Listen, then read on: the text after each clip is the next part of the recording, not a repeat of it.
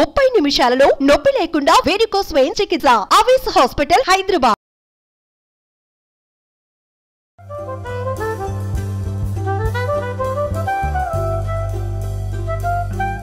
Welcome to Suman TV. ఈరోజు వేసవికాలం చలవ చేసే మెంతుల పులుసు చేసుకుందామండి. పొద్దున్న చేసిన పులుసు రాత్రికి బాగుంటుంది.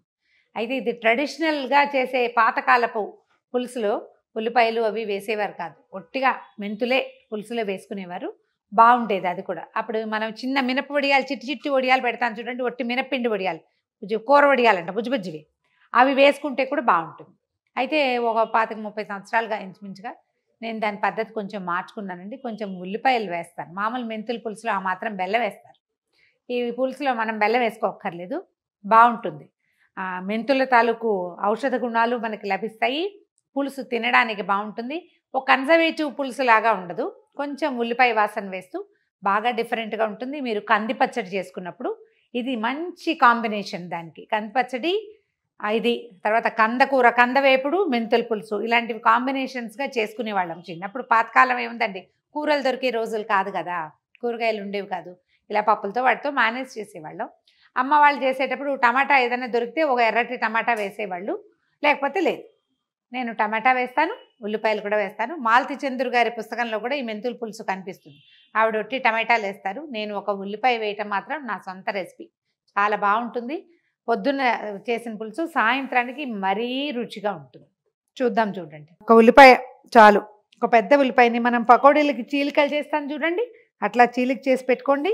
ఓ 2 పచ్చిమిరపకాయలు, ఎర్రగా ఉన్న టమాటా, ఒక పెద్ద టమాటా వేస్తే సరిపోతుంది. కాస్త పులుసు గిన్నె, ఏ గిన్నె పెట్టుకుంటామో అందులో ఓ స్పూన్ నూనె వేయండి. వీటికి నూనెనండి, నెయ్యి ఏమక్కర్లేదు మెంతుల పులుసుకి. ఈ మెంతుల పులుసు అని ప్రత్యేకంగా ఎందుకు చెప్తున్నామంటే, ఇందులో మామూలు తాలింపుల పులుసులో ఇన్నేస్తాం మెంతులు, శాస్త్రానికి చేదొస్తుందేమో అన్న అనుమానంతో. ఇప్పుడు అనుమానం ఏమక్కర్లేదు, మెంతులే ఎక్కువ వేసుకుంటాం. ఈ మాత్రం గిన్నెడు పులుసుకి ఈజీగా ఒక పెద్ద స్పూన్ మెంతులు వేయాలి. ఆ మెంతులు పులుసులో ఉడికి బాగా ఊరి మెంతుల తాలూకు వాసన, రుచి రెండు బయటకు వచ్చేస్తాయి. ఒక నలక చేదు ఉంటుంది, కానీ సాయంత్రానికి ఆ చేదు కూడా పోతుంది.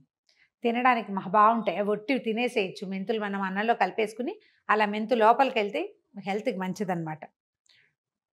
ఎండాకాలం చాలా మంచిది. నూనె కాగానే ఒక పెద్ద స్పూను మెంతులు, ఎక్కువే వేసాను చూడండి.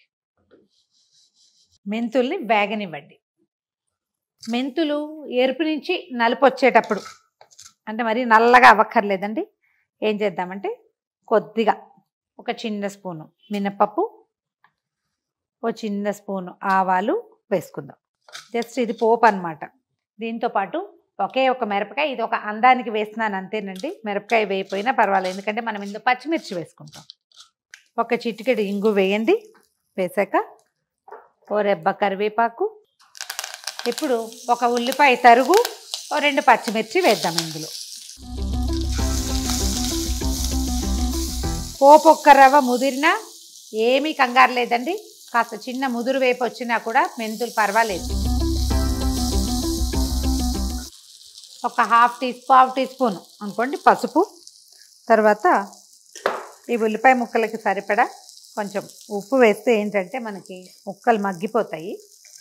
ఒకసారి పైకి కిందకి కదిపేయండి. ఉల్లిపాయ ముక్కలు మగ్గిపోయినాయండి. టమాటా కూడా వేసేద్దాం ఇందులో. ఉప్పు తగిలింది కాబట్టి టమాటాలు కూడా క్షణంలో మగ్గుతాయి.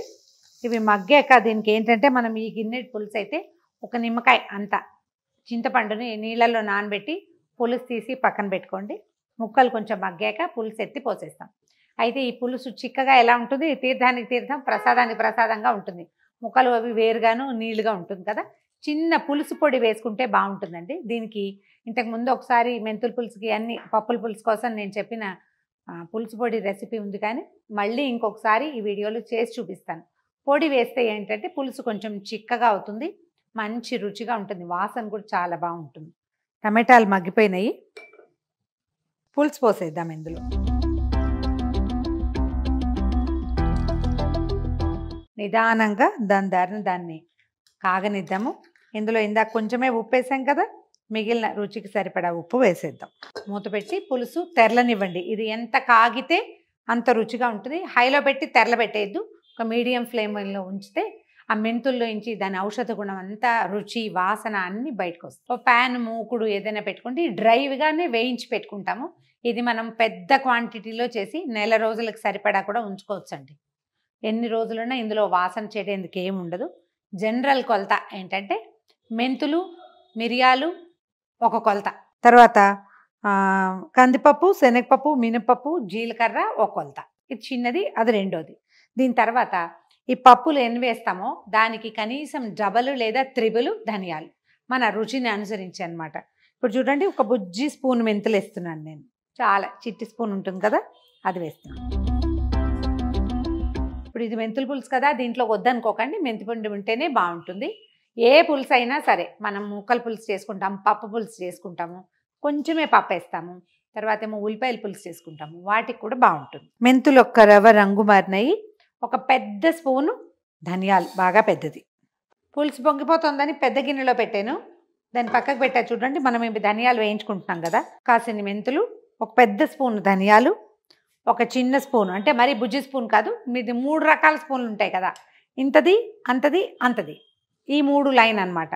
చిన్న స్పూన్తో మెంతులు, పెద్ద స్పూన్తో ధనియాలు, మధ్యలో స్పూన్తో కందిపప్పు, శనగపప్పు, మినప్పప్పు, జీలకర్ర, తర్వాత మళ్ళీ ఒక చిన్న స్పూను మిరియాలు. బియ్యం కూడా వేసుకోవచ్చండి, చిక్కగా అవుతుంది పులుసు మన అలవాటుని బట్టి. వీటిని కమ్మని వాసన వచ్చేదాకా వేయించేసేయండి. మిరపకాయలు చివరిలో కనుక వేసుకుంటే పొడి కొంచెం ఎర్రగా వస్తుంది, పులుసు కొంచెం అందంగా కనపడుతుంది, అయితే ముదురు రంగులోకి వస్తుంది. పోపు బాగా వేగిపోయిన తర్వాత ఒక 4-5 మిరపకాయలు, మనం దీనికి సరిపడా కారం అనమాట. మిర్చి ఈ వేడికి వేగిపోతుంది, నల్లబడకుండా ఉంటాయన్నమాట. మీకు చాయిస్ అవకాశం ఉంటే కనుక ఓ గుప్పెడు కరివేపాకు కనుక పొడిలో వేసేసి వేయించేసుకుంటే ఇక పులుసులో మళ్ళీ కరివేపాకు వేయాల్సిన అవసరం ఉండదు. స్టవ్ ఆపేస్తున్నాను, ముదురు వేపు వచ్చేస్తుంది.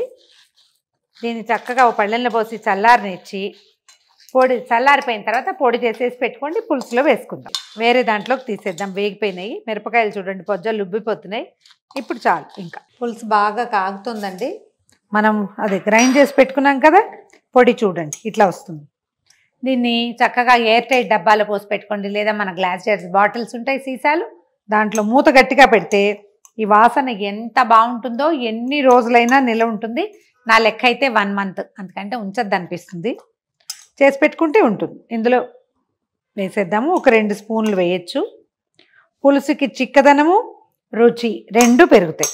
ఒక్క 5 నిమిషాల తర్వాత దీన్ని దించేసేయచ్చు. 5 నిమిషాల్లో మనం ఇందులో పప్పులు కదా వేయించాము, ఆ పప్పులు చక్కగా సీపై బాగా దగ్గర పడుతుంది, పులుసు చిక్కగా అవుతుంది. ఒక 5 నిమిషాలు మళ్ళీ తెరలనిచ్చి కొత్తిమీర వేసి దింపేయటమే. మీరు కావాలంటే ఇందులో కూడా ఓ చిన్న బెల్లం వేసుకోవచ్చండి. మా వాళ్ళందరూ బెల్లం వద్దు వద్దు వద్దని చెప్తుంటారు. బెల్లం వేయకుండా కూడా బాగుంటుంది. ఒకవేళ తీపి అలవాటు ఉంటే చిన్న బెల్లం ముక్క వేసుకోండి, రుచి మరింత బాగుంటుంది. పులుసు బ్రహ్మాండంగా తెరులుతోందండి, మంచి గుమగుమలాడుతుంది. గుమగుమలాడట్లేదు అంటే ఉప్పు చాలలేదు అని అర్థం. సరిపడా ఉప్పు వేసుకోండి, చక్కటి రుచి వస్తుంది. కొంచెం మంచిగా కొత్తిమీర శుభ్రంగా కడిగి సన్నగా తరిగేసి వేసేయండి. ఈ పాత్రలోంచి ఇంకో దాంట్లోకి మార్చేసుకోవచ్చు. డైనింగ్ టేబుల్ మీద పెట్టుకుంటారు, ఎక్కడో సర్వింగ్ బౌల్ ఉంటుంది కదా, మనం మట్టి పాత్రతో చేసాం కాబట్టి దీన్ని ఇట్లా పెట్టుకోకూడదు. చిన్న స్టీల్ దాంట్లో పోసుకొని పెట్టుకుంటే సరిపోతుంది. ఇది వేడిగా ఎంత బాగుంటుందో చల్లారితే అంత బాగుంటుంది. పొద్దుటి పులుసు రాత్రికి మరీ బాగుంటుంది. మనం ఒక బౌల్లో పోసేద్దాం దీన్ని.